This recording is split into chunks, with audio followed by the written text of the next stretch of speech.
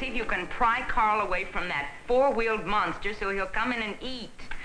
I've called him 3 times. Okay, dear. He's really in a world all his own when he starts working on that car. He's going to wear it out taking it apart and putting it together again. I thought he had it running perfectly. Betty, half the fun of owning your first car is working on it and trying to get it run better. You go on and put the food on. I'll bring him in.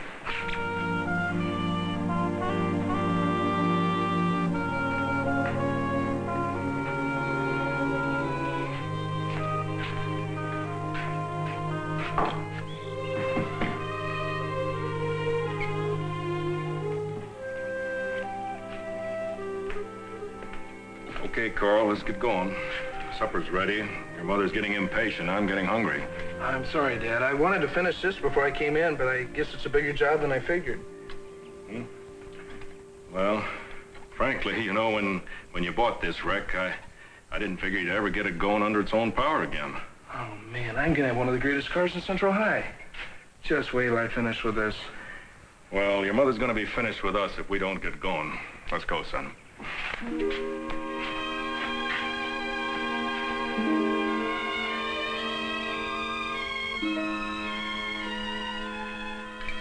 Thank you. You'd better hurry, dear. You're going to be late for church. I'm not going tonight, Mom. Isn't there a youth group meeting? Well, yes, but see, I've got to finish rebuilding my carburetor before I can go anywhere. Well, you were getting to church every Sunday night long before you ever thought of owning an automobile. And besides, aren't you secretary? Well, not because I want to be. It's a girl's job. It's your job. You were elected. Well, somebody else can take minutes tonight. I've got to finish that carburetor. Besides, I have to work tomorrow after school and then study tomorrow night. And last night, you just had to drive over to Joe's. Well, Dad, And besides, it seems to me you missed last week's meeting, too. Oh, Mother, it's not going to ruin my life just to miss a couple of Sunday night meetings. Of course not, son. But the church and everything it stands for has always been important to our family. Now, if you're too busy for church, maybe you better consider giving something up, like your job after school. Well, if I quit that, how would I earn enough to keep my car up? That's a good question. When your mother and I gave you permission to buy a car, we didn't think it would take quite so much money or so much of your time either. We want to be sure that you have enough time for the things that really count. Okay, Dad. Look, this will be the last time I'll skip the youth meeting, I promise. But I've just got to get that carburetor finished up tonight. Well, all right. But after tonight, first things first. Enough said? Oh, sure. And thanks.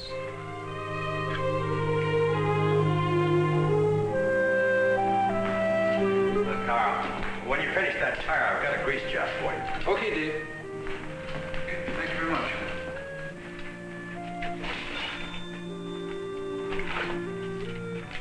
Thank you, sir.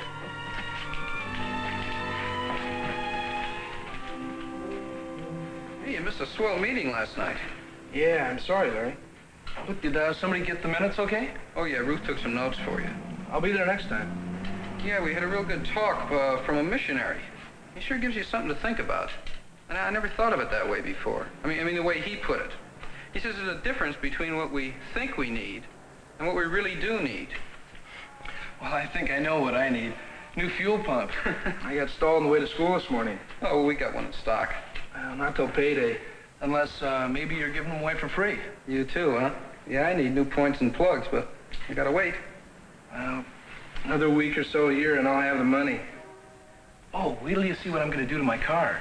Hi, Larry. Hi, Larry. Hi, Carl. Hey, how you doing? How are you? Hey, we missed you last night. Yeah, what gives, pal? What is this, agreements committee? No, but it's not a bad idea. Oh, here are the notes I took for you. Yeah, I was just telling him what he missed. I'll be there next Sunday. Well, really, what we stopped by for is to remind you of our executive committee meeting Wednesday night. We're meeting at the church. We're wondering if you're going to be there. Wednesday? Well, yeah, I guess so. And you will get those minutes written up. Oh, don't worry, I'll have them. I've just been busy.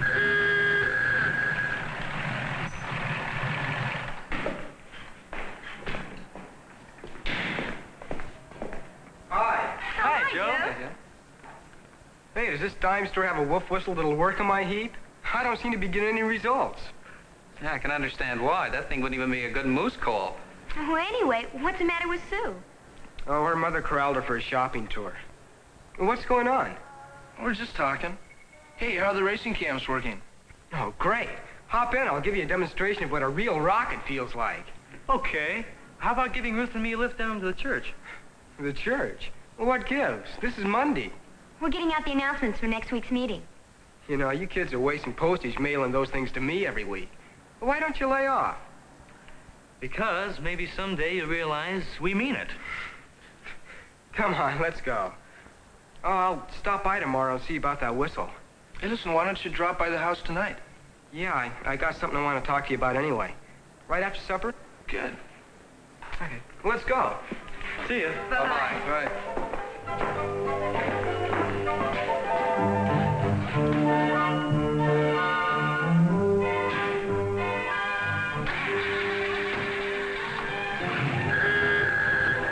Hey, Carl, maybe you're the one that ought to get him in our youth group. No chance. He's got his own ideas. No, that's all the more reason we ought to get him in the group. Well, I gotta finish this job.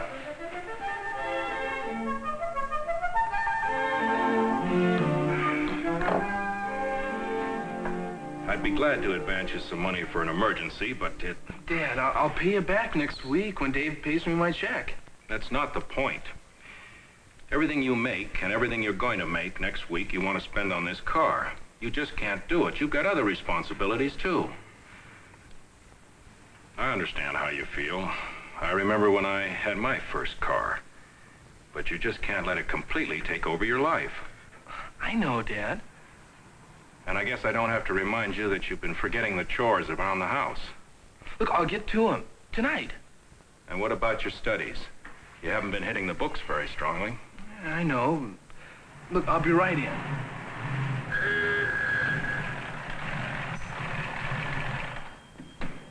Hi. Joe. Hi, Joe. See you in the house, son. Carl, you know Sue, don't you? Oh, sure. Hi, Sue. Hi. Hop in. I'll show you how the new cams work. Oh, I'd like to, but, well, I'm kind of in a jam. I've got chores and stuff. Maybe that's not all you're in a jam about. What does that mean? I was going to tell you this afternoon at the shop. I got called into the grade counselor today. You aren't flunking. Nah, they just like to beat me over the head every so often. Gives them something to do. But while I was there, I saw something on the desk. Oh, yeah? What? Your name and your records. No kidding. So don't be surprised if you get called in, too. Wow, that's all I need. If my folks thought that my grades were slipping... I'll relax. Maybe it's nothing. Come on, I'll run you around the block. Sure. Come on, Carl. I told my dad I'd be right in. A little fresh air and you'll study better. Let's go. Besides, the way you look, your dad will be wondering what's bugging you. Okay.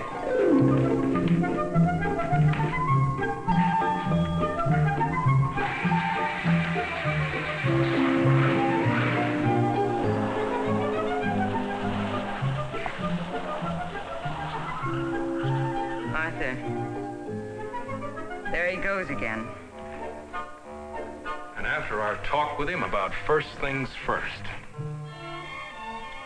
What's happened to him? He's changing so. He's always been pretty sensible about everything. Ever since he got that car, he's...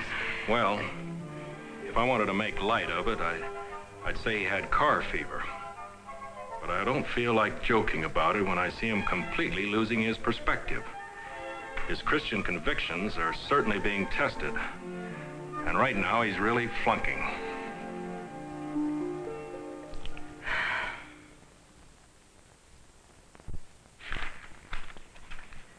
And after paying all our bills, we have $52.06 left in the treasury. Of course, $20 of this is still earmarked for the next payment on the missions pledge. That's a fine report, Ruth. Thank you. Yeah, thanks. Well, I guess that about winds it up for tonight, except for the minutes, which Carl didn't have. I just didn't seem to have the time. But I'll have them all up to date next meeting. Did you have anything more, Bob? Oh, yeah, there is one more thing we have to take care of before we go. I got a phone call from Mary Kent this afternoon. She's supposed to lead the meeting Sunday night. She's going to be out of town. So it looks like one of you will have to pinch hit for her. How about you, Larry? Or you, Pete? Well, maybe Larry and I could work out something together, huh, Larry? Yeah, fine. Carl, you want to help us? Really, I'm just too busy. You know, working after school and working on my car. You know what? Since you fellas are so wrapped up in your cars and you spend so much time on them, why don't we use that for a discussion topic for next Sunday's meeting? How to own a car and still be a Christian, or something like that. Say, now, I think Ruth has an idea there. Yeah. How about that? Just stop and think of it. Take Joe Kane, for instance. Oh, yeah, and Sue Taft. From what she's told me, a car can be a problem in more ways than one.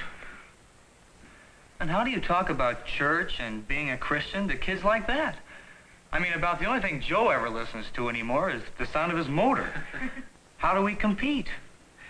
Well, I was reading the other day where a survey showed that when fellas in their junior year got cars, the majority of them developed lower or failing grades. Wow, I knew it was bad, but I didn't know it was that bad. Well, doesn't that depend on the kid? I mean, maybe these people were poor students in the first place. The same article mentioned that a number of parents groups put their foot down and said they would no longer allow their children to own automobiles while they're still in high school. Well, that sounds kind of rough. Well, you have to admit that when a teenager gets a car, something happens. They become a lot more mobile, for one thing. They run around a lot, let things slide, and they spend a lot of money on their cars. Yeah, well, you know, a car gives a fellow a feeling of real independence. You know, having your own set of wheels and that. Well, that's true, but, look, when kids spend practically all they earn in their part-time jobs just to keep the car going, well, they're probably spending more than their money and time will allow. It costs a lot to put a car in good shape. Oh, you said it. Yeah, but what about the pressures around school? You know, a kid is just a nobody unless he has his own car. That's a good point. But, really, the best way to be a somebody is to be the best somebody that God wants you to be. That's why this whole business of cars is so important. Having a car isn't a sin, but if having a car causes a person to neglect his own spiritual growth, and, well, look, you can see a crumpled fender, right? But you can't always see the damage done to a person's spiritual life by overdoing it with a car or anything else. But the damage is there, nevertheless. Well, I think we have our discussion topic for next Sunday. Bob, why don't you bring in some of those things you mentioned here tonight? And, Larry, you and I will have to get together and work out some good discussion questions. And, Ruth, why don't you plan the worship? I was thinking maybe we could plan a panel discussion, or how about setting up a mock trial, or, well, we'll have to work on it. And now, unless there's something else, I guess that about wraps it up for tonight. Fine. Good night, Bob. Good night. Good night. Carl, could I see you for a minute? Good night. Sure. Good night, Larry.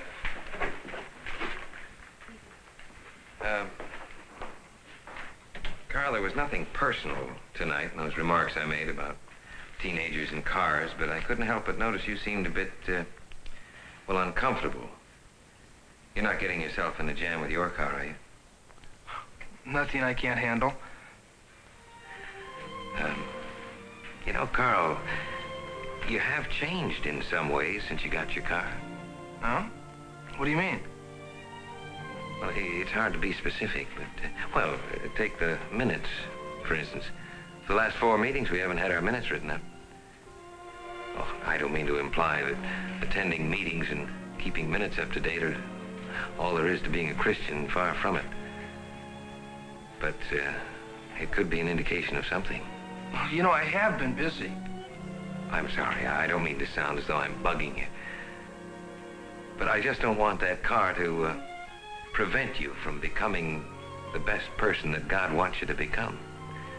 It's you I'm interested in, Carl, not the car.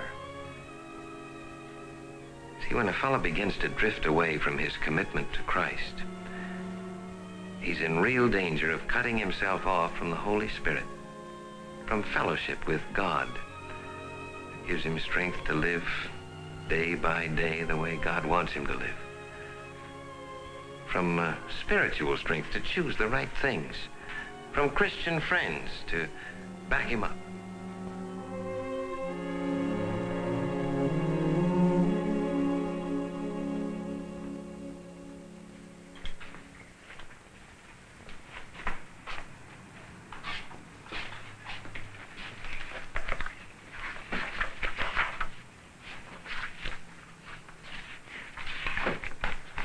Sure is slow around here today. Yeah. Hey, Carl. Uh-huh. What's he eating? Nothing. Oh, come on, level with me. I mean, the way you acted at the meeting last night and here today, I mean, you're just not yourself, old buddy. Is there something I can do? Thanks, Larry, but there's nothing you can do. Well, something is wrong, though. Yeah. Counselor is sending a note home to my parents about my grades. I've been trying to figure out what to do when they get the bad news. Oh, well, you always got good grades. I did until now. I guess I just haven't been hitting the books enough. Boy, when my folks find out. Well, you do have something to worry about. Yeah. Is there, any way I could help? I mean, we could get together and study or something. Oh, thanks, Larry, but that won't help me now.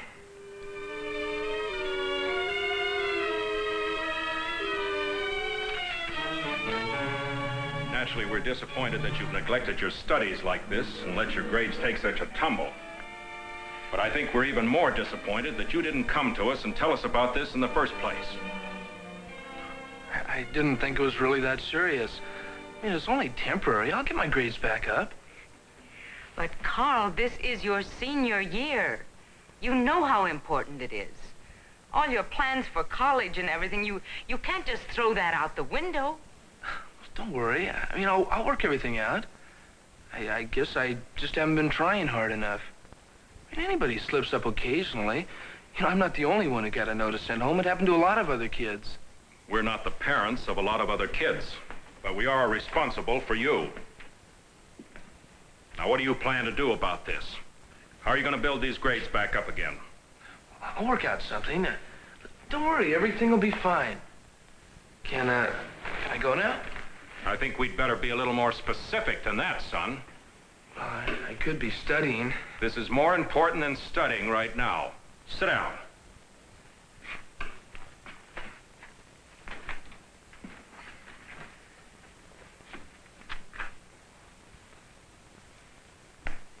Do you think it's your car? You make it sound as if the car is to blame for everything. I mean, I really think you're making too big a deal out of this whole thing. What do you want me to do, go back to riding a bicycle? That might be better than walking. What do you mean? I'm afraid you're not going to have the choice between a bicycle and a car. Your choice is going to be between a bicycle and walking. What about my car? The car stays in the garage for a while. You mean... I'm grounded. The car is. I'm sorry, son, but I'm afraid it's going to have to stay there until you can prove to us that you understand the responsibilities of owning an automobile.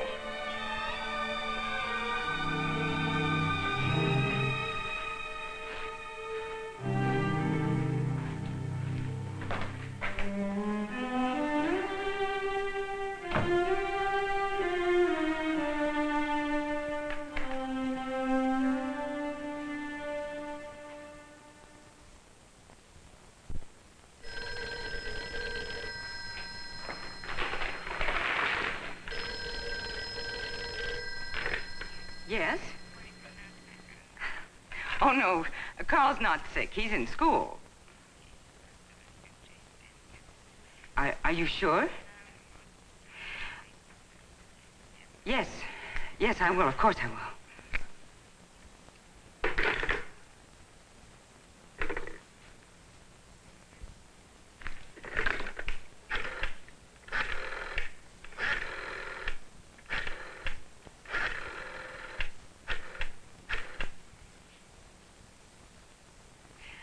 This is Mrs. Burdick. May I speak with my husband, please? Yes, I'll wait.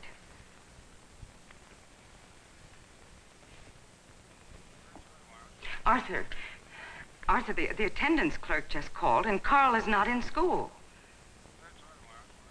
His car? No, I haven't looked, but you don't think he'd... Well, all right. Hang on just a minute. I'll look.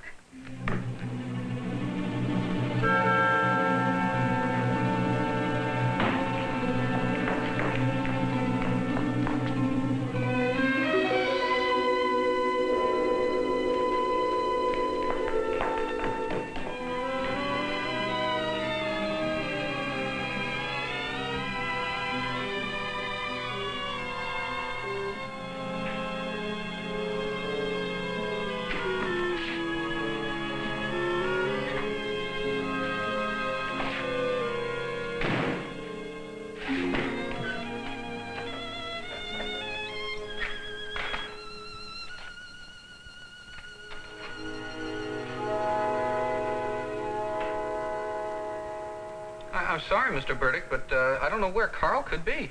I mean, I was surprised when he didn't show up to school today. Well, I figured maybe he had to stay after school when he didn't show up for work. Well, I thought maybe you might have heard from him. It's not like Carl to go off like this without letting someone know where he is. I know he was pretty well upset last night when we had to ground him, but I really didn't think he'd go to this extreme. Well, maybe he's off someplace by himself trying to figure things out. Maybe so.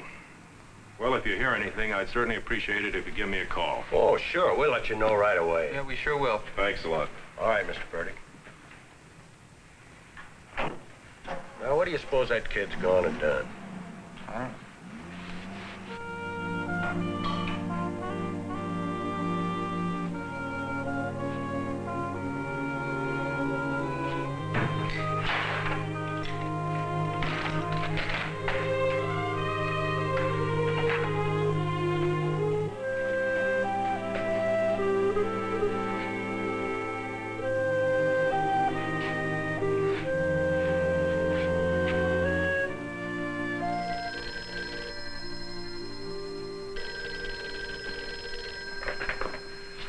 Dave's Auto Center. Carl, where in the world are you? I'm calling from Webster Junction. What are you doing out there? Everybody's looking for you. My fuel pump gave out. Is there any chance you can send out a new one with someone? Maybe with Joe Keane. He said he was going to stop by after school. You can take it out of what I got coming. I ought to take it out of your hide. Your folks are worried sick. What are you trying to prove? I'm not trying to prove anything. I just had to have some fresh air. Well, how about it? Can you send out a pump with Joe? Well, all right. I'll send out some help. Sit tight. Larry.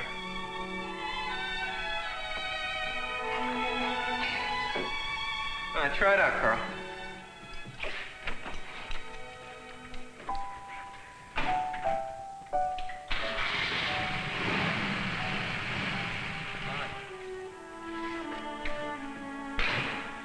Thanks a lot, Larry. I appreciate the help. Sure. What are you going to do now? I don't know. Remember when I had my car in the backyard all last June working on it? Yeah? Well, that was just an excuse. My parents had grounded me. You're kidding. No, they lowered the boom. I didn't want anybody else to know. Well, why did they do it? Well, they thought I was heading for trouble, and, well, you remember how I tore around when I first got my car? Yeah, you were really making history. I was also making a first-class jerk out of myself. I thought that having my own set of wheels automatically made a big man out of me, and nothing else really mattered. I wanted so bad to be somebody that I forgot just about everything else. Well, my parents tried to show me how the car was getting in the way of a lot of other things, but I couldn't see it. So they took away my driving privileges, so I'd have to think about it. Well, why is it that you never told anybody? Well, I wasn't exactly proud of myself, especially when I realized what I'd actually been doing. I was putting the car at the center of my life, making it more important than anything else, even more important than my commitment to Christ. I guess that's what Bob Hall was trying to tell me the other night at church. Well, I had to learn the hard way. It happens all the time to lots of kids, and I guess that's one of our biggest temptations, is just not putting first things first. Frankly, I'm glad my parents lowered the boom on me, and I think you should be glad your parents did it too.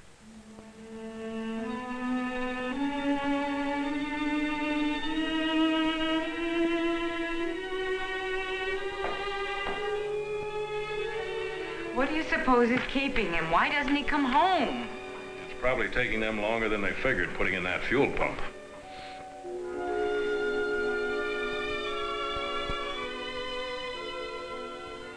What are we going to say to him when he does come back?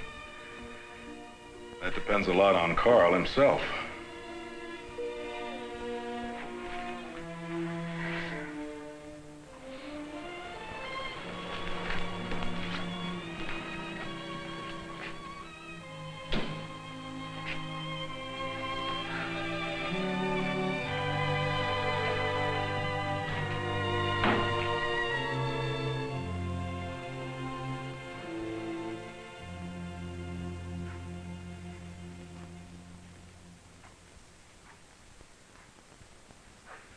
Well, son? I'm sorry. You better keep these for a while. I guess I have some more growing up to do. Son, you're well on your way to becoming a man when you can admit that. I guess it's never easy to admit you've been wrong. No, it's not, boy. That's another mark of maturity. I just don't know how I got so turned around. How do you figure a guy who's been raised in a Christian home where Christ has always been put first, suddenly letting other things become so much more important? Oh, Carl. It's okay now, Mom. I think I'm getting things back into focus. These car keys, when do you think I should give them back? I guess we'd better wait till I get a few things straightened out. At school, at church, with my friends, and with myself.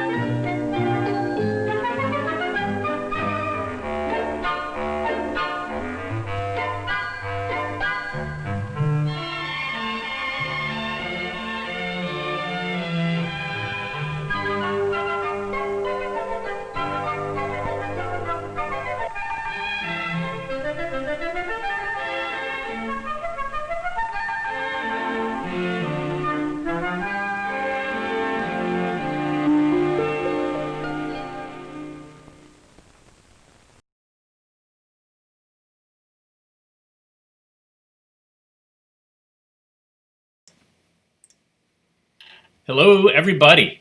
Welcome. I'm Skip Elsheimer. This is our AV Geeks lunchtime streaming event. We've been doing this since mid-March, watching films from our archive. That last film was Car Fever, which was made by Family Films. And Family Films were making Christian educational films. This series is almost like a TV series in that you have these families that are coping with different situations. And this one, of course, was their son's obsession with a car and how that was driving him away from being a good Christian and how they reconciled it.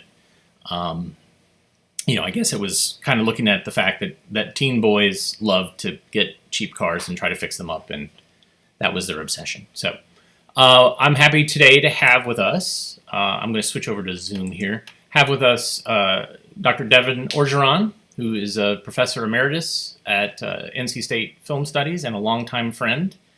Say hi, Devin. Hello, Skip and world. How long have we known each other? Since 2003, I believe, or 2002. Yeah, you showed up at a film show I was doing at a local gallery, and you introduced yourself. And we've had a long, fruitful friendship since, where we've done interesting projects together, worked on different things that you were doing. You kind of gave me a little academic star, which I didn't have because you gave some legitimacy to what I did, which I you gave me street credit. Awesome. Yes, the street credit that a guy, a nebbish with 27,000 films can give somebody. Totally. But seriously, for those years, I think you came to my class or my various classes, and in fact, were essentially like a co-teacher for one of my classes for a long time. So we've collaborated a whole bunch. Yeah, no, it was really great. And now you are in California, living the high life, so to speak. Yeah, and the humidity has kicked in here. And do you guys even have humidity where you are? No, maybe in our pool. That's tough. There's really, there are days when they're like, oh, it's 8% humidity. I'm like, and they're complaining. I'm like, oh my God, that is nothing. But we had your partner on a couple of weeks ago, Melissa Dahlman, and she was talking about a project she was working on. And it made sense. I was like, well, I've known Devin longer, so I need to have him on at some point. And so I let you kind of come up with some ideas about what types of films from my collection you wanted to watch. And you picked inventors, technology, and tinkerers. Why did you pick that? The primary reason is that at the end of this month had the world situation, let's call it, not sort of turned out the way it did. We were scheduled to have a symposium in Bucksport, Maine called the Northeast Historic Film Summer Symposium. And it was going to be, the very end of July, the beginning of August. And the thematic this year for that symposium was kind of the thematic of our chat today. It was focused on invention and tinkerers and technology. And the idea was that you could kind of wrap into that a sort of show and tell with other fellow film nerds that would maybe share some of their small gauge film technology and film inventions and things that kind of led to the history or blended with the sort of known history of cinema. And so that was the idea. And I'm, just sort of in the background of all this, I'm also just a lifetime fan of invention. And I was, I don't know if you watched this, but in the 70s, I was addicted to shows like Real People and That's Incredible. And I especially loved the profiles they had with just weirdos that were building things in their garages. Yeah. And so I just thought it would be a fun way to celebrate that spirit, especially because a lot of us are now tinkering more than we usually do and building things. I just found Real People on, there's a site called Tubi.tv. Yeah. And they have the entire run of Real People. That is dangerous information. Yes. I watched the first episode. It's a little raw. Yeah. But it's still really amazing because, yes, I was also of that age where I love watching stuff like that. So I showed Car Fever, so it seems like the logical transition would be into this film, which is called Bate's Car, Sweet as a Nut. Yep. And it is an odd thing.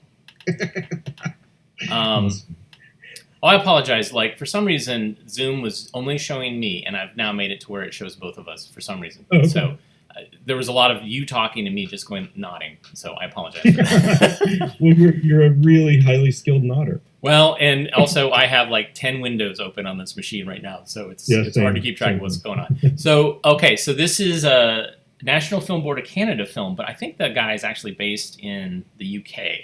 I can't remember. But this is one of those wacky inventors. This is, like I said, Bate's car, sweet as a nut.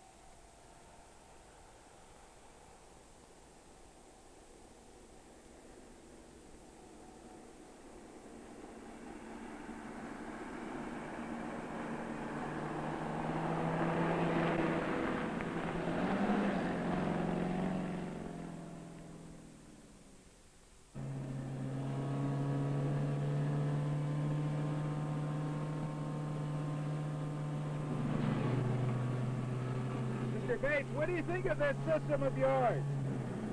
Well, I think it's as good as any, or better than some.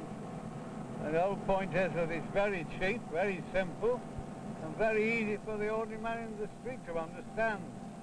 You know, there's nothing complicated about it. And it does a lot of things. It cuts out the pollution. It's very cheap to install. And, well, it's the only thing possible when the petrol goes anyway. Harold Bate is an inventor. For 17 years, he's been driving along the lanes of Devon in a car powered by methane gas. It's a standard car modified by a simple converter he's invented, and he makes his own methane gas from barnyard manure.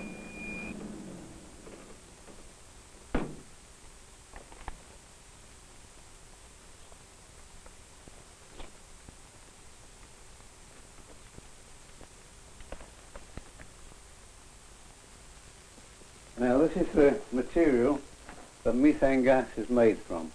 In nature, it's rotted down. It takes some thousands of years to form. Natural gas or methane gas, it's all the same thing. But to do a quick thing on it and to form it instead of thousands of years, to form it in a week's time, I use manure. And the best type of manure I find for setting the thing off quickly and producing gas within a week is a mixture of pig manure, poultry manure, straw and water.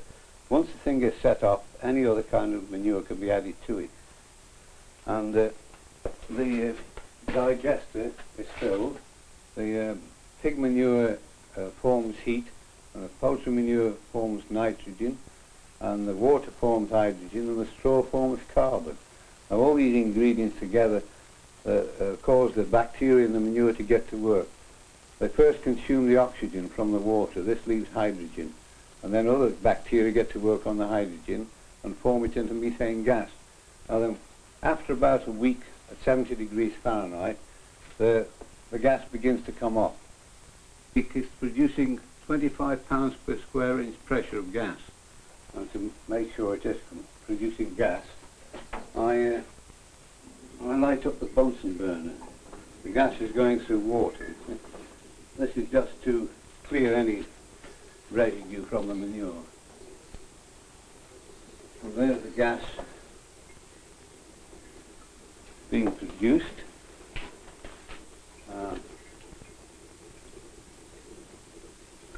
There we are. Now I know there's gas, so I turn it off again from the digester and connect the pipe from the digester.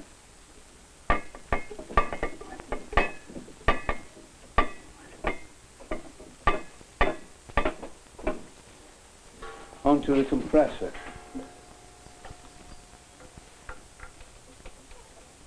Now the other end of the pipe from the compressor is connected to the gas bottle, you see. So what we do now is to start up the compressor, which draws the gas from the digester and pumps it into the gas bottle. Then we take the gas bottle and put it in the boot of the car, connect it up to my gas converter, which can enables the carburetor to use either gas or petrol by switching from one fuel to the other. And when you're running on methane gas, you have a high octane gas, about 127. You can't make an engine knock on it. You can start up in top gear. There's no carbon monoxide, there's no poison fumes, and what's more, a car that's been running on petrol and then switched to methane, the methane will decarbonize the car and blow the carbon out of the exhaust. And the only exhaust from the methane is a slight water vapor which vaporizes out in the exhaust system. So you've got a clean gas and a powerful gas, because gasoline produces 27% complete combustion, where methane gas produces 98% complete combustion. Therefore, you're more power. And then away we go. And the actual cost of the gas is nothing, provided you get the manure for nothing. And of course, as long as there are human beings and animals, there'll be manure. And as long as there's manure, there'll be methane gas. So therefore, we shall always have power when all the carboniferous fuels are finished.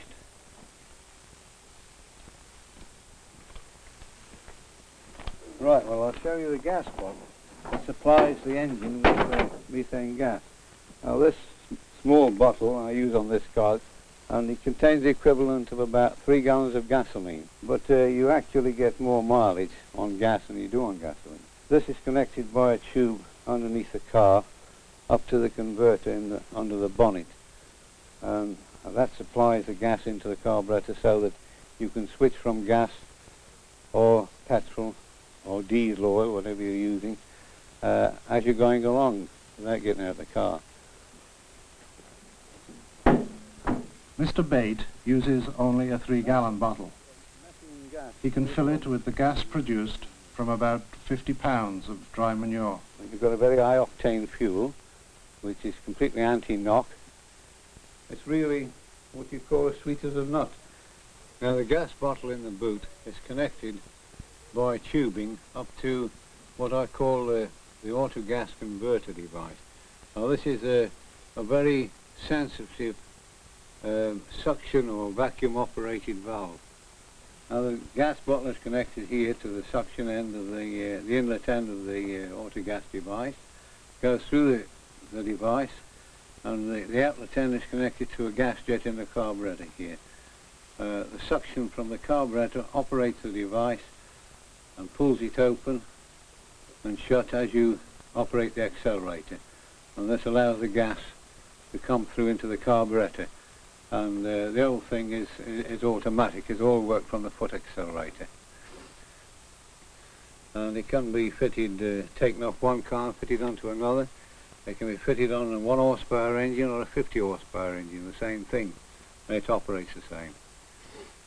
Or you can use any other gas with it, propane, butane, hydrogen, what have you. Right, I'm changing over to methane now.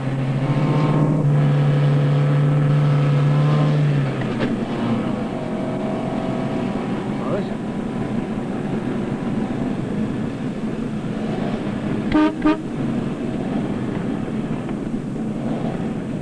The performance on gas is better than petrol. It's faster, about 10 miles an hour faster top speed and quicker acceleration, quiet engine, runs cooler, never dirties the plugs. It takes about 5 or 6 years before your engine needs decorking, if at all.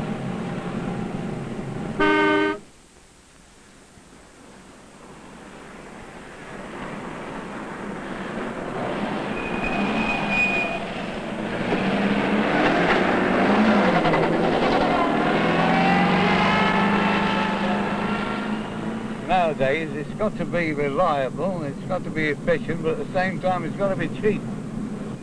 Saying the average price of one in America is $400 and mine is $34, is a hell of a difference. In the last few years, the public debate about pollution, clean cars, the energy crisis, has brought a flood of enquiries to this quiet spot in southern England.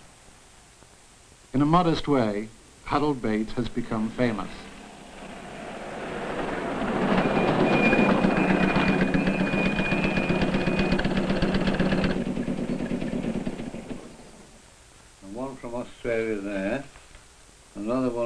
Antwerp.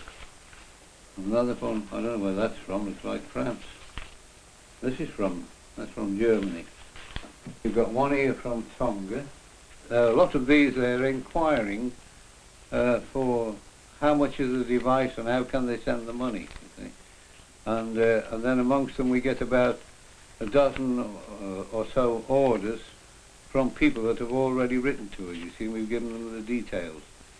But usually there's usually an average of about 50 or 60 inquiries, and some days there's 90 and 100. Some days we get about a dozen orders, and another day we might get 20. But we've got 10,000 letters in the house. I've received letters from about 22 companies now who want to manufacture the thing in America, including about four oil companies. But I've put all that kind of thing in the hands of our bank, so the bank manager is going to handle it for me, and put on an agency to deal with anyone like that abroad, because it's impossible to deal by post with that sort of thing. And I've got so many things to do. I've got a lot more inventions I want to develop, and of course I can't do it while we have so much work on hand. There's only the two of us, and we're working sometimes till 3 o'clock in the morning. What other writing letters. Pardon? What other inventions? Oh, well, I got an electric car that should be self-propelled. I'm going to have a go at the man-powered flight, and a self-propelled bicycle, and all sorts of things. Well, this is a self-propelled bicycle, or partly self-propelled anyway, that I invented and worked on in my spare time, you know, when I did have a bit of spare time. But I haven't finished it yet. There are one or two things, one or two bugs to be ironed out. And one of the biggest snags is when you get up to speed, you have a job to stop it. Well, it's quite easy to get up to 40 miles an hour on it. The idea is that you sit on it, undulations of the road, cause the saddle to rise and fall, and that drives the back wheel, you see. The action will be a weight on the saddle. The rougher the road, the faster it goes. Now, see? Put your weight on the saddle, and it drives the back wheel, and that drives the bike off.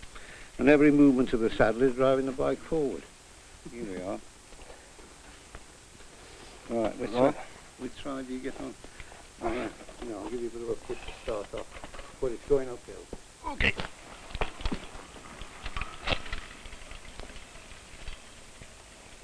I say it's going up pretty fast, saying it's uphill here, and it's rather high geared for road work at the moment.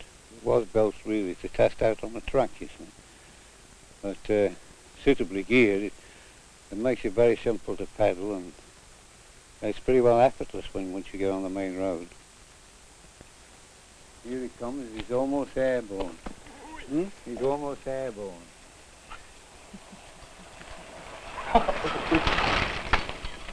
We can't stop.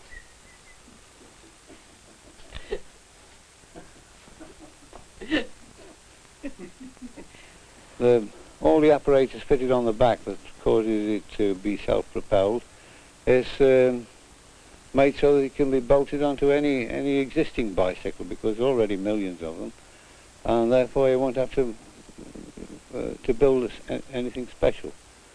Just sell the equipment to bolt on, and then you've got a bike that will be as good as an motorcycle, but there'll be no tax on it, there'll be no garage needed, there'll be no insurance needed, well, there'll be no nothing, no petrol, no anything. A Bate special. Yeah, and of course it's an improvement on the ordinary bicycle. As I say, the bicycle hasn't been improved for 70 years, except the looks of it and all that. So this is one way out of it of getting an easy ride, you know. Well, good night, Mr. Bates. Thank you very much for a grand day. And thank Where's you. Your wife? She's here. Okay. All right. Well, cheerio. All right. Night. Good night.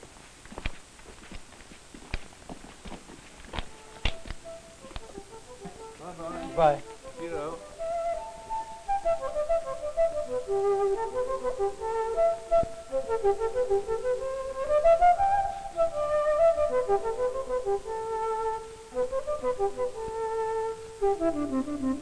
All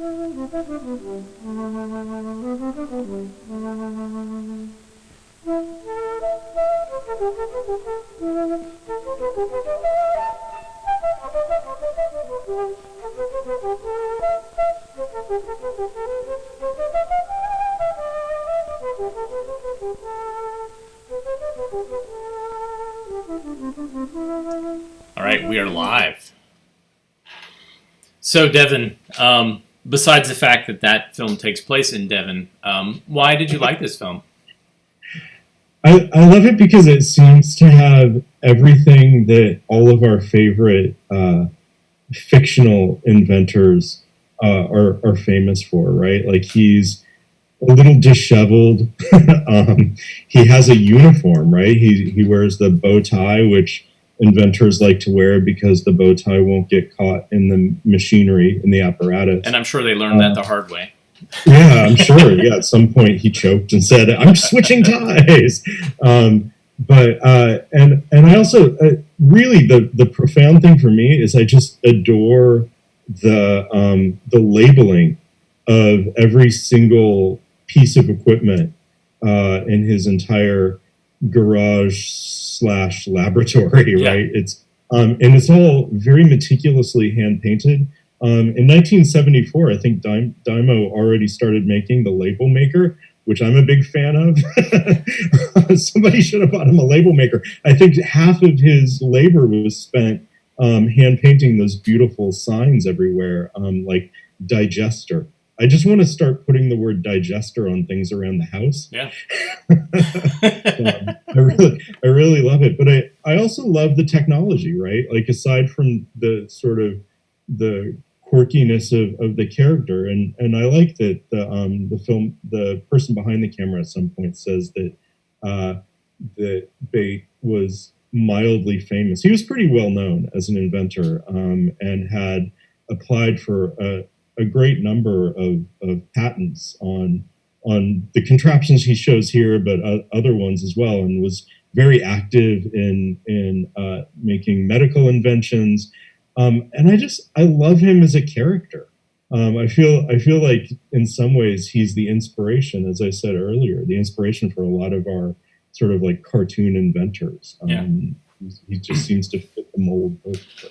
A lot of people said he looked like Isaac Asimov, I guess, with the fair enough, yeah. sideburns And the glasses, yeah. the kind of slightly ill-fitting black frame glasses, yeah. Totally. I've seen this film a couple of times, and what always resonates with me is when he's driving down that just barely one-lane little road that's flanked by like plant vegetation, and he's honking the horn so that he doesn't have a head-on collision with somebody. Oh yeah, somebody made a comment on, I think it was on YouTube, that maybe the horn has something to do with the release of gas. Tooted. Like, He tooted. It's just a Yes. episode. It's letting little bits out to sort of slow down. I also love that the guy who rides the bike can't stop the bike. Yeah. They warn him about it. They say, like, the only problem is we haven't really figured out a very effective way to stop the thing. Yeah, and he's barreling. He's going really fast, and it's like, dude, you're not going to be able to stop. No. Well, it looks like a pretty uncomfortable bike, truth be told, but I like the idea of it. Yeah. Yeah. All right, so this next film we're going to watch is called Search for Happiness, and this is part of a series, March of Time, and these would have been shown in theaters. There would have been, one of the short subjects that they would show before they showed the feature, along with cartoons and things like that. And this kind of highlights people's search for aspirations towards a better life. And we get to see a celebrity in here, at least one, who I'm very excited to show. Because we've never seen a picture. I've only seen illustrations of him clasping his hand like this. So see if you guys can guess who this is. So this is Search for Happiness.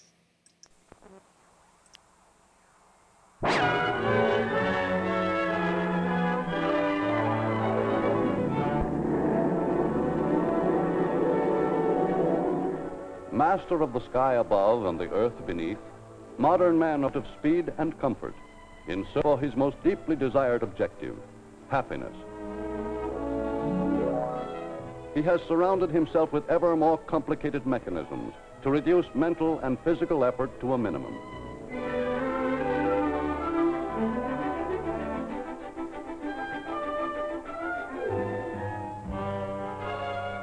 Man is ever employing his vast scientific resourcefulness for the creation of entertainment devices to provide him with constant distraction.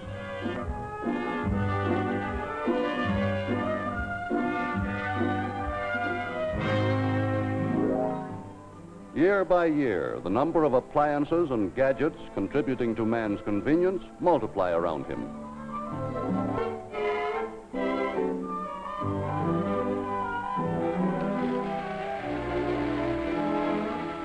But despite all the mechanisms he has invented in his pursuit of personal happiness, man is finding existence in the modern world full of frustrations and vexations.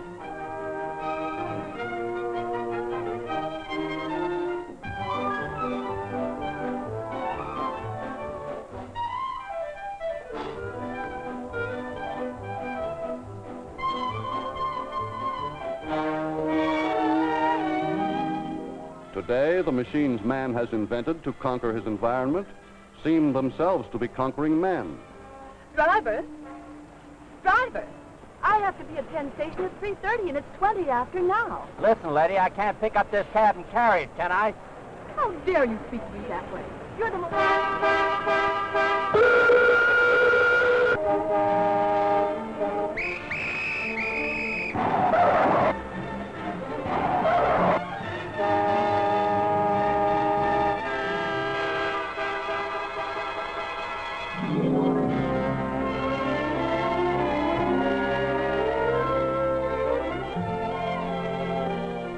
In the calm of America's universities are many thinkers who, pondering the pressure of today's mechanized world, are seriously concerned with the effect of modern living upon mankind.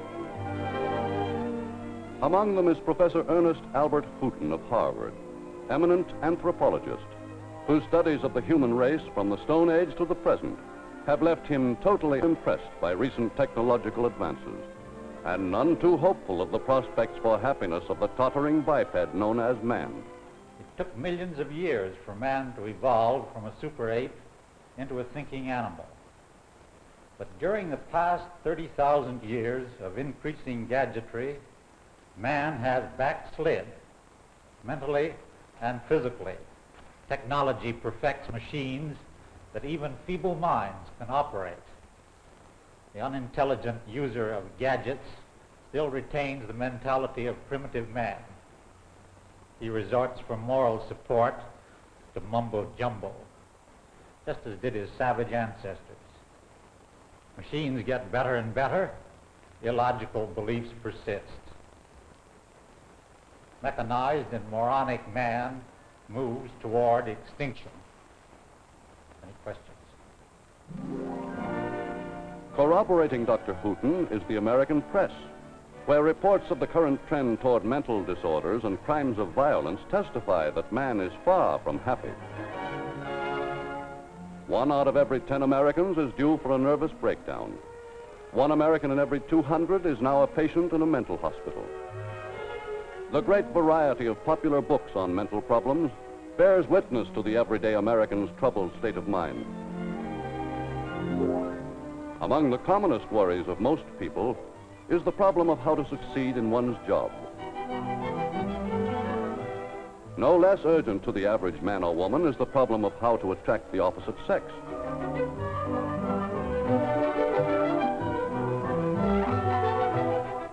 Faced by these and other problems, troubled people have always turned to the traditional counselors, the family doctor, experienced and reliable, the school teacher, instructor of the young,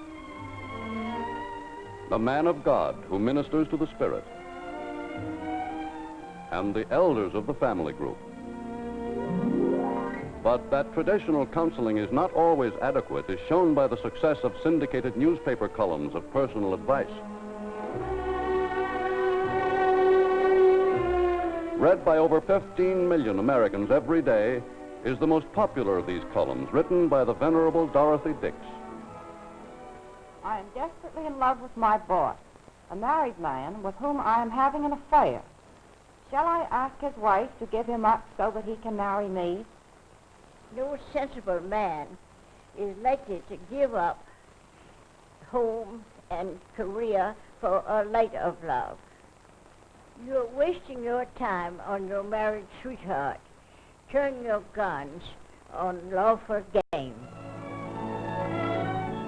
Airwave equivalent to the lovelorn columns are the personal counseling programs on the radio, which broadcast the troubles of unhappy people to millions of listeners every week. You have just been listening to Experienced Teachers, Elmer P. Lightwood's personal counseling program. Are you unhappy, depressed, in trouble? Write a frank statement of your problem to Elmer P. Lightwood, care of the station to which you are listening. He can help you, as he has helped thousands. Troubled people by the thousands send in requests for advice every week. And from among them, the radio counselor picks the most theatrically effective for discussion on his program.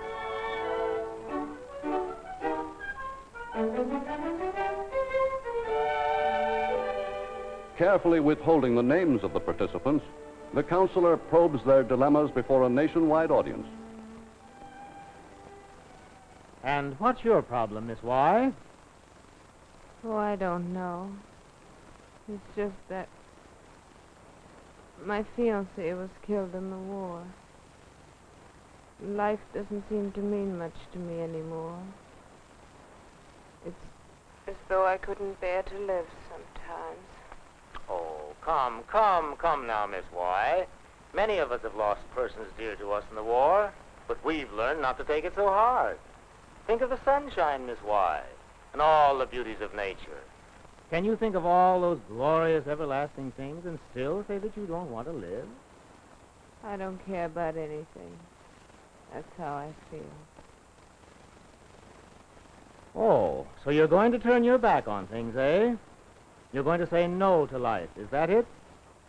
Well, now let me tell you, young woman. Seriously concerned about the morbid interest these programs arouse and the quality of the advice given is Dr. George Stevenson, Medical Director of the National Committee for Mental Hygiene. Listen to Experienced Teachers next week.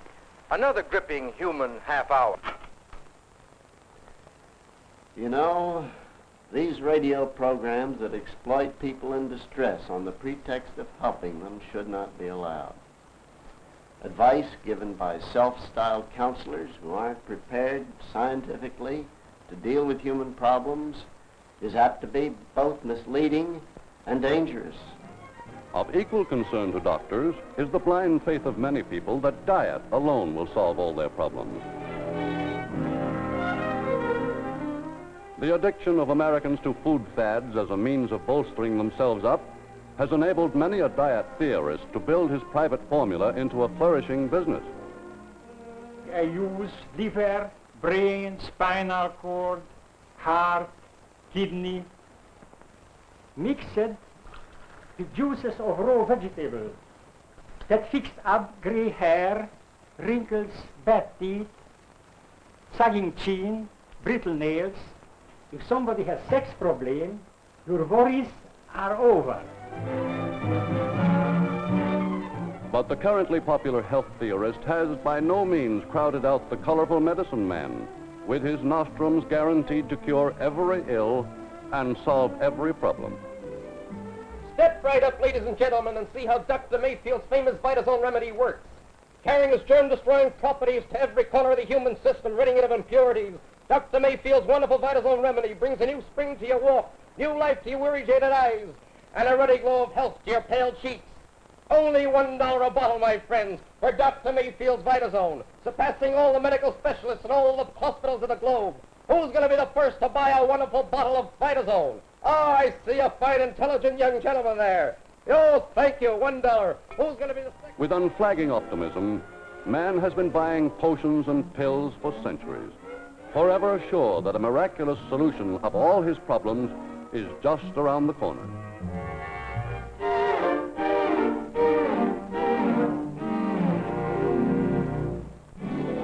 Another means of self-improvement, mail-order courses in muscle building have for years enjoyed a phenomenal success.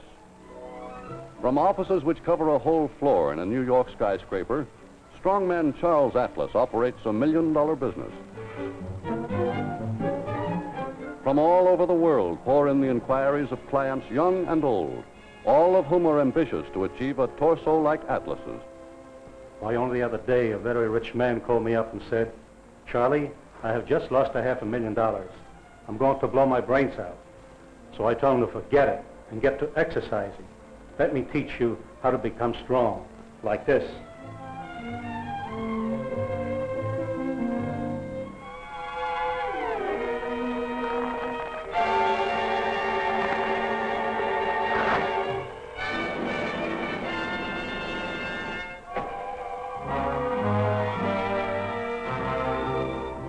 Today, some doctors have grave reservations as to the value of exercise for everybody. Prominent among them is Dr. William H. Sheldon, noted authority on the human constitution. For some people, physical culture is a good thing. For some others, it may be disastrous.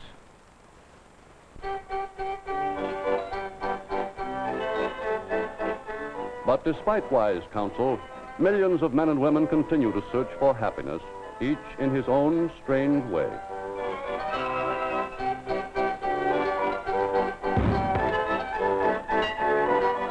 Ever seeking to win the admiration of others, never daunted by his previous failures, man is forever sure that next time he'll hit the jackpot.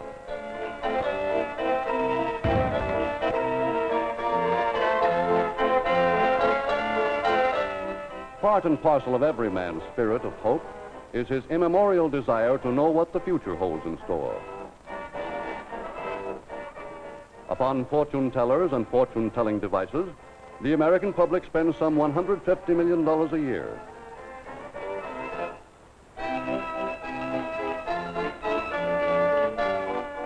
The fact that the same person may hear 3 or 4 contradictory versions of the future from as many practitioners seldom does anything to shake her faith in the ancient arts of soothsaying.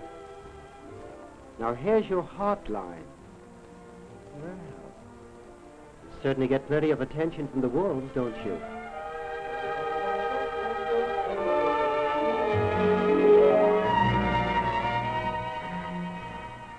Bad confluence is looming up next year. Do not swim in the ocean. That would be fatal.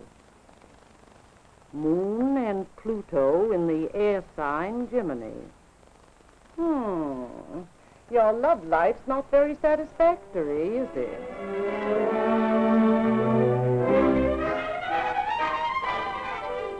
Naturally, you've had bad luck with a name like Ruth Farrell. The letters don't coincide with your astral influences.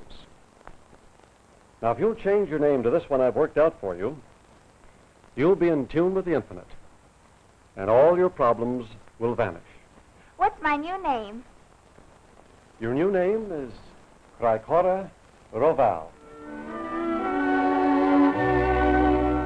For the pretensions of numerologists and astrologists who base their predictions on the stars, there is no respect whatever among astronomers whose job is to study the stars scientifically. Men like the Hayden Planetarium's chairman, Gordon Atwater. Astronomy is the science of the stars. Astrology is a cult which claims that the stars have a direct influence upon people's lives and that they may be used to foretell the future. Astrology has no scientific basis whatsoever. If any of you have come to the planetarium expecting us to cast your horoscope, you have come to the wrong place. But watching man's fumbling pursuit of happiness, from among primitive evidences of human irrationality, even the sardonic Professor Houghton is not completely pessimistic. People who consult mystics, diviners, and prophets of the occult employ the same sort of subhuman reasoning as produce these masks and magical paraphernalia. You seem to take a very dim view of humanity, Professor Houghton. Haven't you any hope for the future of man? Certainly. But we must realize that we need not merely better machines and sounder beliefs, but wiser and healthier men. When we have learned what qualities of mind and body combine in heredity to make superior individuals, we may then produce intelligent human beings who will ultimately salvage civilization. Bolstering up the scientists' hope, a National Committee of 13, with a campaign of good-humored burlesque to expose the baselessness of humanity's fears and phobias, is trying to prove on a popular level that superstition can be eradicated. Backed by people as well known as illustrator John Vassos, the committee feels it may in time get mankind to substitute logic and common sense for its eternal wishful flight from reality. To educate by example, these iconoclasts publicly violate all the time-honored taboos.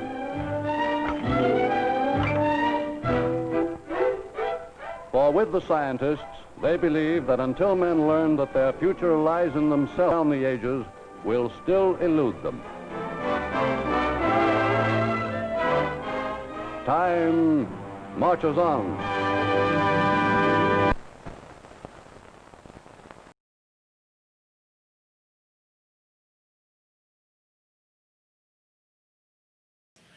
So I went back and looked at my notes to see why I picked this film, and it's because I looked in my database and I was looking up for inventions, gadgets, machines, and this one mentioned gadgets in the description, and also mentioned Charles Atlas, and I was like, dude, I totally want to see Charles Atlas. So that's kind of why we picked this film. It doesn't really fit the tinkerers, inventors.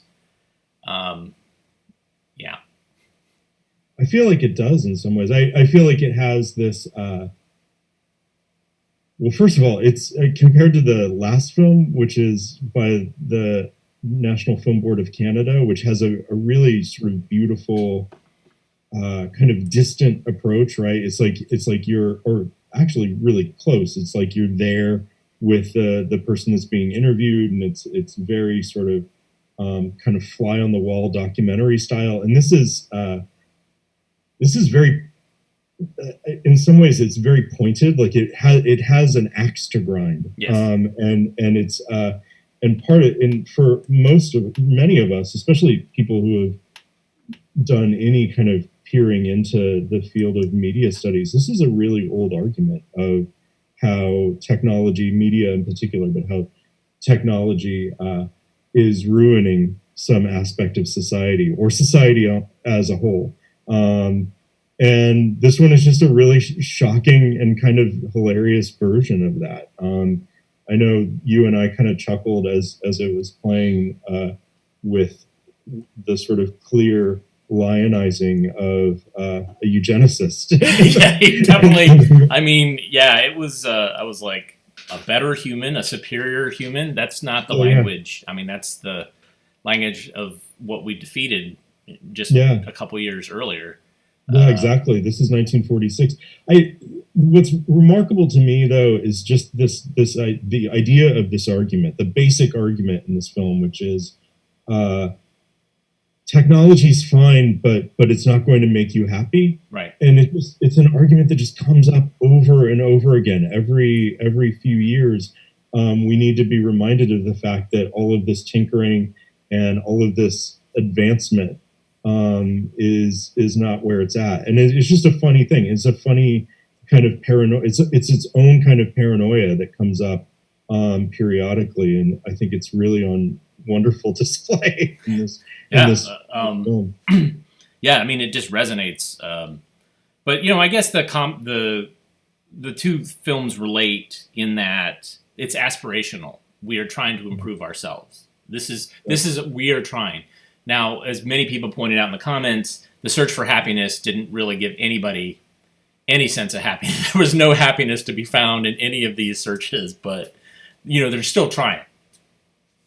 Yeah, and as I mentioned to you even before this film started streaming, there is an alternate version of this film that was released some years later with the slightly more hopeful sounding title, Is Everybody Happy? And I think you're right. I think ultimately it might have better been called is anybody happy? Because it doesn't really seem like it. Yeah. But I have to say that the payoff of this film, of course, is Charles Atlas. Yeah, for sure. You know, he tells a story. This guy Although he doesn't seem particularly happy. No. The guy who lost $1 million, I'm going to blow my brains out. And so that is the cue for Charles Atlas to take his his clothes He's off. Like, this is what I think about people calling me. I'm going to rip apart a phone book. Fascinating. Yeah. And, you know, both films had, like, you know, people processing hundreds of letters. You know, that was the way to communicate is, yeah, you know, this, I'm interested in whatever you're doing to make me happy or to advance my life in some way. So, yeah. This next film is the most polished of the three. And it's made by Saul Bass, who we know for his amazing title work with many, many films, and his super weird film, Phase 4, which is about ants.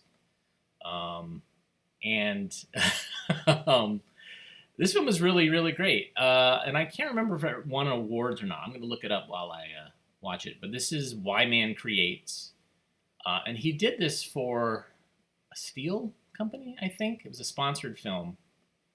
But it has legs, and it kind of talks about why we as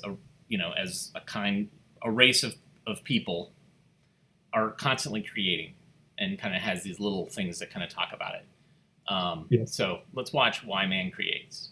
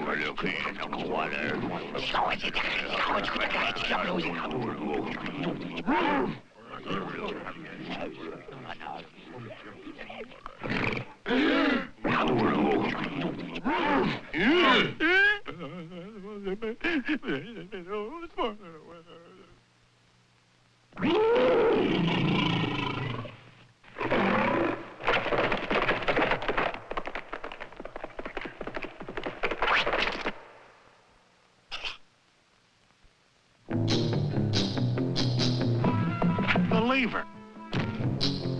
Harry, do you realize you just invented the wheel? I know.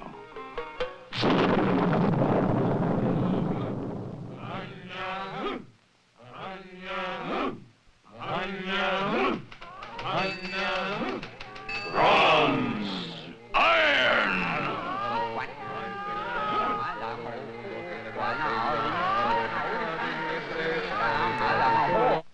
All was in chaos till Euclid arose and made order. What is the good life? And how do you lead it? Who shall rule the state? The philosopher king. The aristocrats. The people. You mean all the people? What is the nature of the good? What is the nature of justice? What is happiness? Hail Caesar! Roman law is now in session.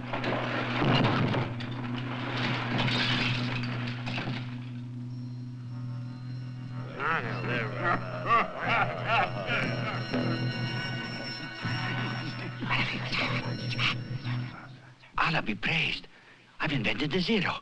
What? Nothing. What is the shape of the earth? Flat. What happens when you get to the edge? You fall off. Does the earth move?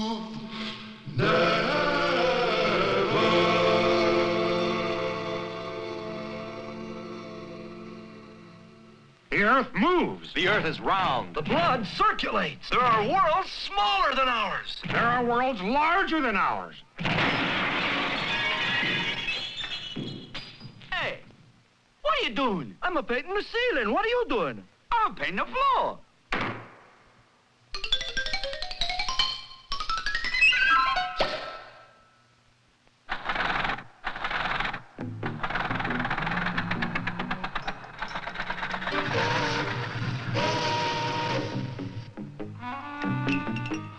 Darwin says man is an animal. Rot. Man is not an animal. Animal. Man isn't. And he's an animal.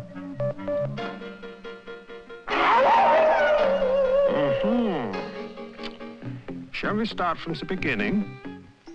I'm a bug, I'm a germ, I'm a bug, I'm a... Louis Pasteur. I'm not a bug, I'm not a germ, I'm not a bug.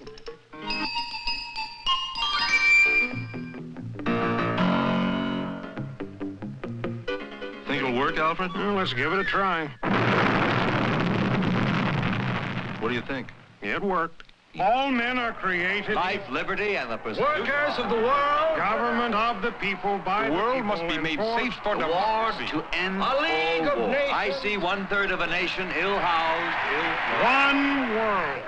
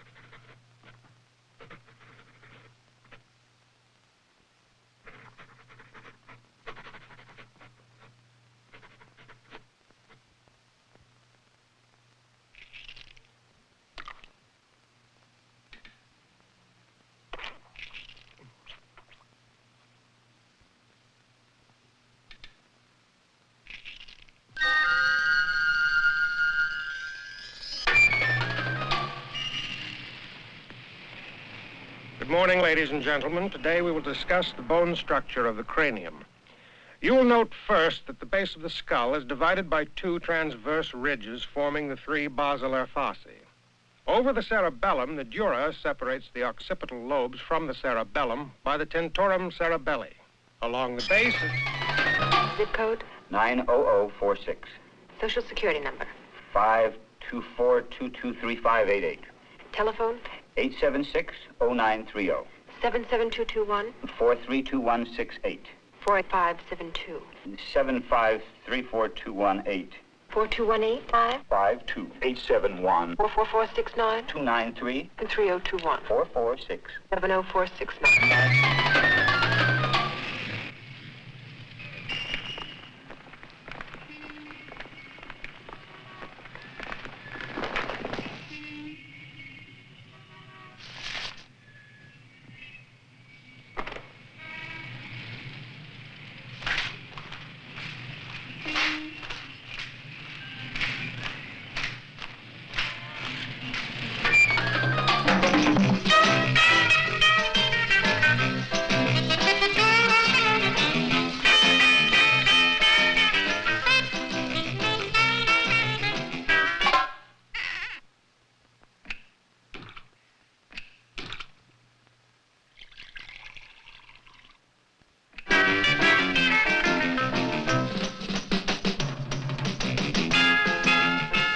Man, you gotta break out. Forget the money bags, forget the hang-ups.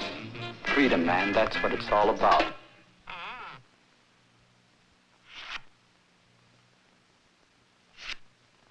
Yeah, freedom, man, that's what it's all about.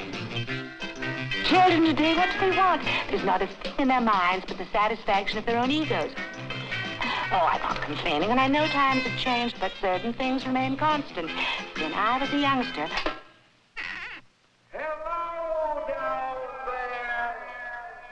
I knew right from wrong. We knew the value of $1, and we knew the meaning of hard work and sacrifice.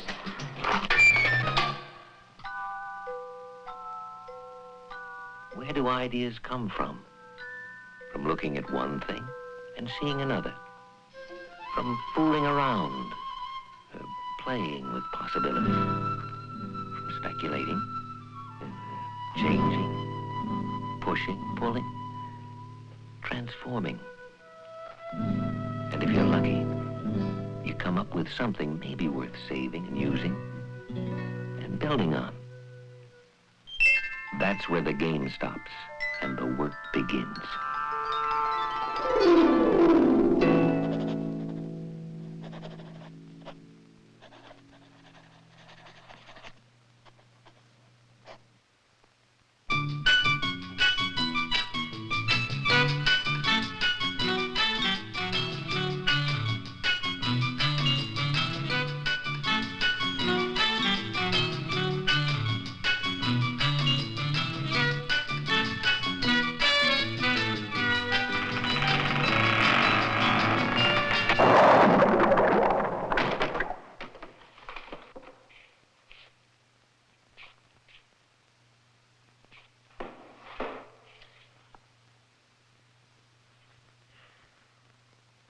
I admit it, I had days of such discouragement that I ached to give it all up, but something kept me going. I guess it was fate, the kind you have when you're very young and don't know any better.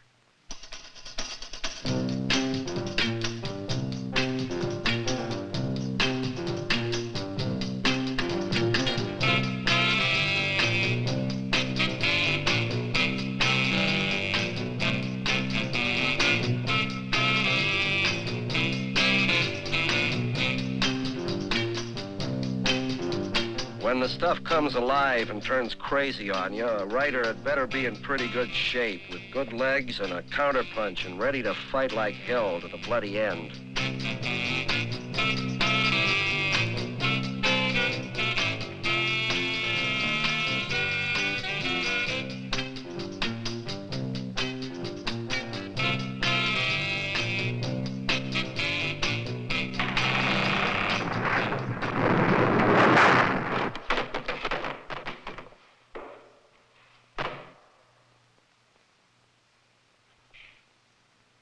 As one grows older, one sees the impossibility of imposing your will on the chaos with brute force. But if you're patient, there may come that moment when, while eating an apple, the solution presents itself politely and says, "Here I am."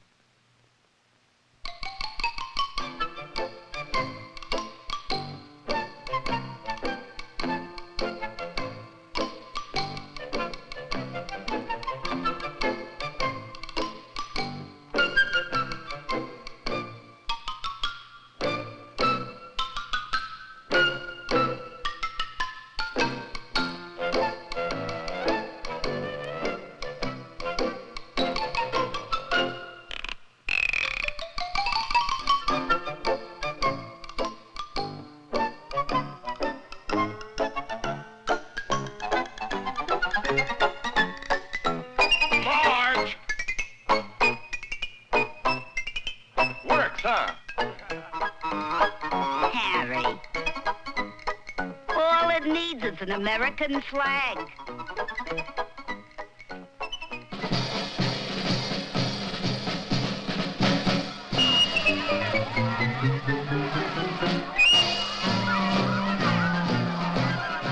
Finally, that moment when society makes its contribution to the creative process. What a piece of garbage that is. Ridiculous. Terrible. Sick. And I must say we're getting quite a reaction from the crowd. Let's see if we can get some more. Sir, could you tell us what you think of it? It's degrading. And you, sir? It's going to hurt us abroad. And you, ma'am? It's all right if you like modern. They're going too far, you know. I can't say what I think about it because I'm an old American, and you know how they think. From Nebraska. They'll never fly, or... I think it's kind of a put-on. Well, I think it's all right. You like it? Yes, I think it's... Oh, my word! Sick. In fact, it seemed like it's a creation of some servo mechanism in man's mind. I couldn't tell, really. I don't know. Look at that. No, it takes an artist. Look at the form. Look at the bottom of it. It represents the decline of the West. This guy's a nut. I think you should be shot, people that do a thing like that. Hang them. That horrible event. No, you got to give the artist credit. You don't give anybody credit. That's where your taxpayers' money goes.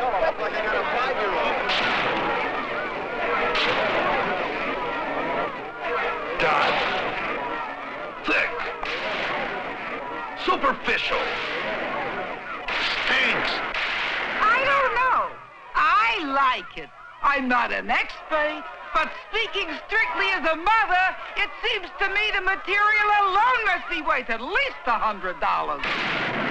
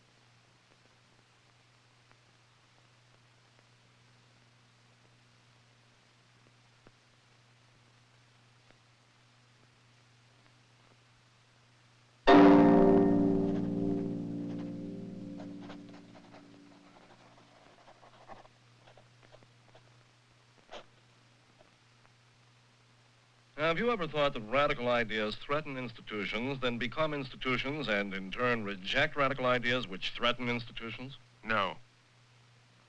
Gee, for a minute I thought I had something.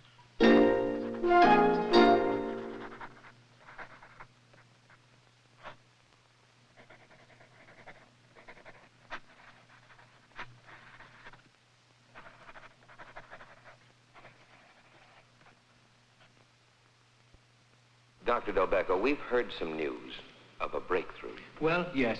I think we are onto something important. We haven't been working with a small virus which we know induces cancer. A small virus means it does a few things when it enters the cell. We have been trying to find out which ones of these functions changes the normal cell into a cancer cell. We already have ruled out several of these functions, and we know enough about the others so that we can now make a really conclusive experiment. We are very optimistic, and we hope to have positive results within, say, 5 years. Dr. Delbecco has been working on cancer research for 20 years. When I began working on the world food problem, only 1 person out of 3 across the world went to bed hungry. Today, in spite of all our progress, 2 out of 3 people go to bed hungry, more than 2 billion people in the world as a whole. This is because the greatest increase in world population has occurred in those areas that have the lowest productivity of food. The problem just continues to expand as we work on it. What specific progress have you made, Doctor? We have just developed strains of tomatoes and of peas that can grow in areas where these crops couldn't be grown previously. We have also now produced strains of cereals that have all of the nutritive value of a piece of meat. I think that we'll be able to get the whole problem under control soon, say 15 or 20 years. Dr. Bonner has been working on this problem for 12 years now. Actually, this makes for a very interesting dilemma. You see, the Big Bang Theory says that 15 billion years ago, a gigantic explosion blew all the matter in the universe apart, and it's still blowing. Dr. Greenstein is working on the origin of the universe. Stars, we should find 30% helium. Okay. I now have the technology to observe very much fainter old stars, and I find they have no helium. And my colleagues agree. If this apparent discovery is true, the Big Bang Theory is false, and we will have to develop an entirely new theory to account for the origin of the universe. But the other possibility is equally provocative, that I'm wrong, that what you observe at the surface of a star doesn't have to be what's really there. Dr. Greenstein has been working on the origin of the universe for over 20 years. Well, we've hit a blank wall for now. The line of investigation we have been pursuing seems to have led nowhere. But that's the nature of the process. You get what you think is a marvelous idea, and it just doesn't pan out. How long have you been working on this problem, Dr. Wheeler? 7 years. What are you going to do now? I don't know.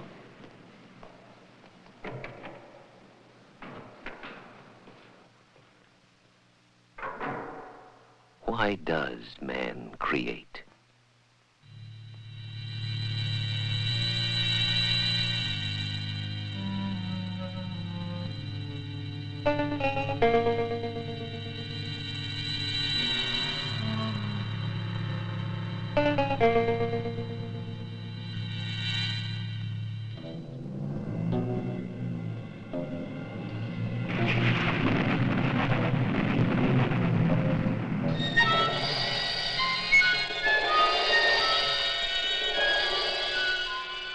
Men have struggled against time, against decay,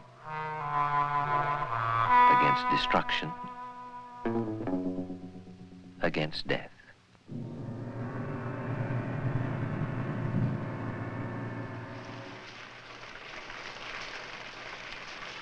Some have cried out in torment and agony.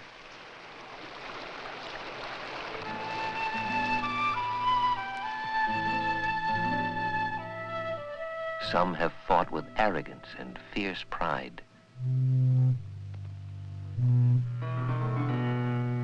Some challenged the gods, matching power with power.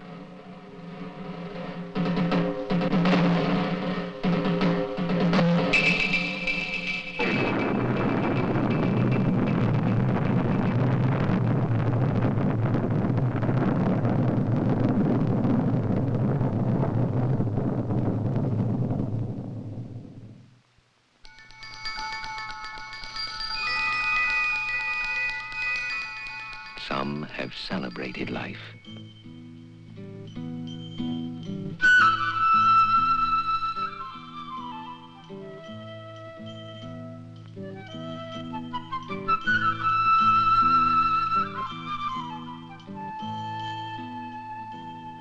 Some have burned with faith.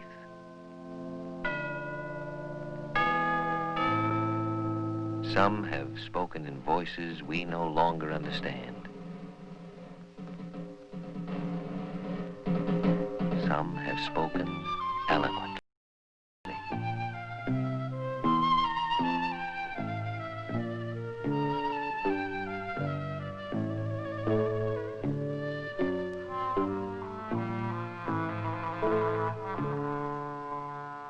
Some have spoken inarticulately,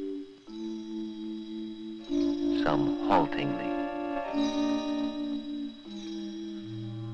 Some have been almost mute. Yet among all the variety of human expression, a thread of connection, a common mark can be seen. That urge to look into oneself and out at the world and say, this is what I am.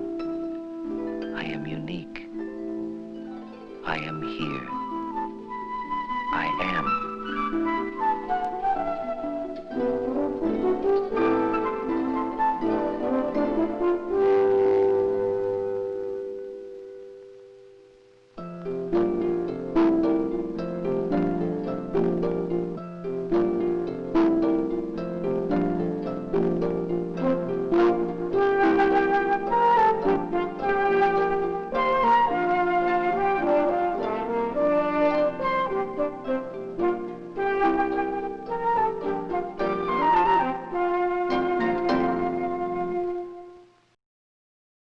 So Kaiser Aluminum, he made it for them. He spent all their money to make that film. Yeah, Devin, you're going all crazy here with your camera, dude. I know. I'm having trouble. So we both kind of talked about this and looking it up. You pointed out to me that this was part of this was shown on the first episode of 60 Minutes, Yep. which is just weird. Yeah, it's kind of mind-bending. I feel like 60 Minutes must have been 90 minutes. Or at least just a really different show. But it's also interesting to think of this, like, the last film that we showed, I feel like this, in some ways, the Saul Bass film is like an answer to it or an antidote to it, because it kind of rescues the idea of creativity or technology in some ways, where the last film, the News on the March film, or March of Time, I got it confused with the Citizen Kane film. It's just so grim and so kind of desperate, and this is really hopeful and sort of forward-looking. And I just like its organization. Like, I like the fact that in sort of discussing the idea of creation, he uses as a kind of bookmarking device the note-taking, right? Taking notes by hand and numbering them and making an outline, which is really familiar, but it also it brings you into that process, because this film is about the creative process. It's not about devices or gadgets or specific inventions. It's about the process, which I think is unique and really interesting. And it's got to be one of the reasons this film was so well loved when it came out in 1968. Yeah, and it won an Academy Award for Best Documentary Short. And it's now on the National Film Registry. And I'm wondering if he made it as a management film. Like, this is something that Kaiser Aluminum would show to their managers, and kind of they think out of the box film, or I don't know. I'm not sure what the intended effect was there, but it's visually it's stunning. Yeah, I'd want to dig into it more, because I feel like a lot of those the really slick sponsored films like this one that are backed by big corporations, often they were used internally, but they're also to sort of create and bolster a kind of public image. Like, how do we want to be perceived by the public that's at this exposition? Right. What do we want our company profile to look like? And I think this one is, for an aluminum company especially, this one is really, really forward-looking and kind of strangely a little meandering, right? Like, it takes on a very wide kind of perspective. Yeah. And is interested in this notion, the very broad notion of creation in ways that it's almost amazing that it got greenlighted. Yeah, and that's what's fascinating. And what's interesting is I have other films that are in this style and deal with very similar content. I want to say that I have one by the Eames that's this, but the title is escaping me. I think so, maybe. Yeah. But I also have one that was made for Sandoz. Yeah. The people who made LSD. Right. And it's surprisingly not as psychedelic as this film is. But it's like an hour-long thing about the great, how great the human drive for innovation is. It's like, yay, hooray, humanity for being so inventive, and cites similar things that this movie cites. But yeah, interesting. It's. I think there was like this kind of cheerleading going on at different points. We're like, yay, man, it's great, we're awesome. Well, Devin, thanks for one. The Eames one is Powers of 10. I think is the film. Right. Yes. Yeah. But I wanted to thank you for joining us and picking these films, or greenlighting the films that I let you. I said, yeah, let's show these, and spending time and talking. Is there anything you wanted to mention as far as projects that you're working on? We talked a little bit about the summer symposium. Yeah, I mean, really, I would just sort of bring that up again. The symposium was canceled this year, and we're not, because it takes place in Bucksport, Maine, and it is very sort of focused on the location in some ways. We decided not to do an online version of it, and so we're going to hold it and use the same thematic. So basically the stuff we're talking about today, but with the addition of sort of specifically film technology. And we're going to do it. We're going to try and do it if the world doesn't explode. We're going to try and do it next year. At the same time, so the end of July, beginning of August. And so if people are working on projects related to media that has to do with technology and invention, give me a shout, and we'll see if we can fit you in the program. It's a great symposium and a really fun time. I was there last year, and it was really great. What I like about it is that it's no distractions. It's not like having a conference in a giant city. It's like you're there. And the reason you're there is to watch films. And the only time I played hooky was that there was a parade going on outside that I had to go watch. But otherwise, it was really quite nice. Sleepy little town. Awesome ice cream. Really excellent ice cream, and Maine is a special place. It's fun to visit once a year. It makes me sad not to go this year, but hopefully next year. Awesome. So I wanted to round out, because tomorrow is 4th of July, and there's going to be a lot of illegal fireworks going off. And there's constant mention of psychedelia today, so I have to show my pro-US psychedelic film, 200. Oh, God, I love this film. Thank you. So let's watch 200, and everybody have a good 4th of July. I'll be back on Monday. Devin, thank you again so much for spending your morning with us. You're in Palm Springs, by the way, which somebody asked about. So everybody have a good 4th of July, and let's rock out to some 200. Enjoy.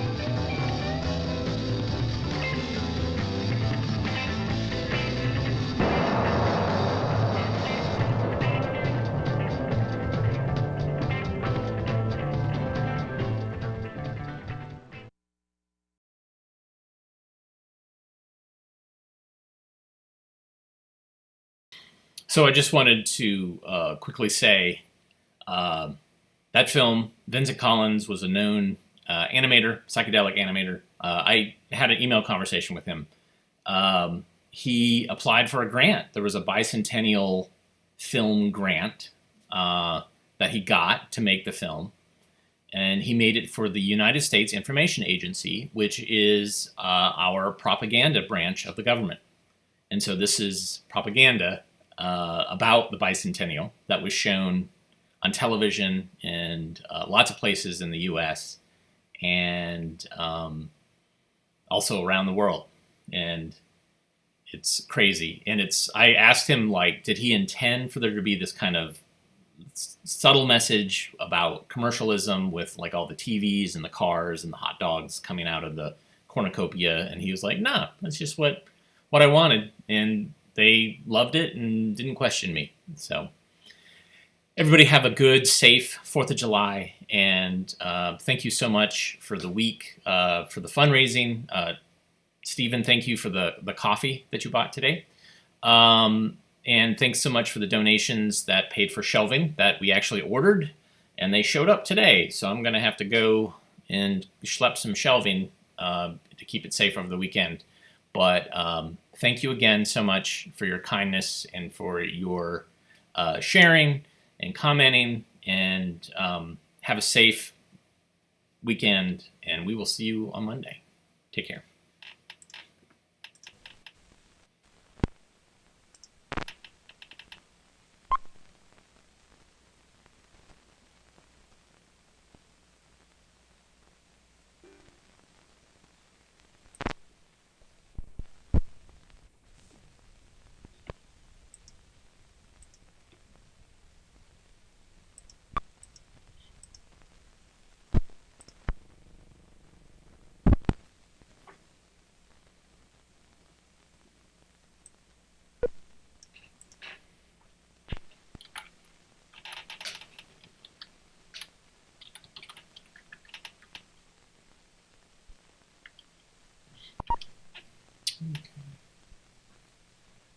Clips 20.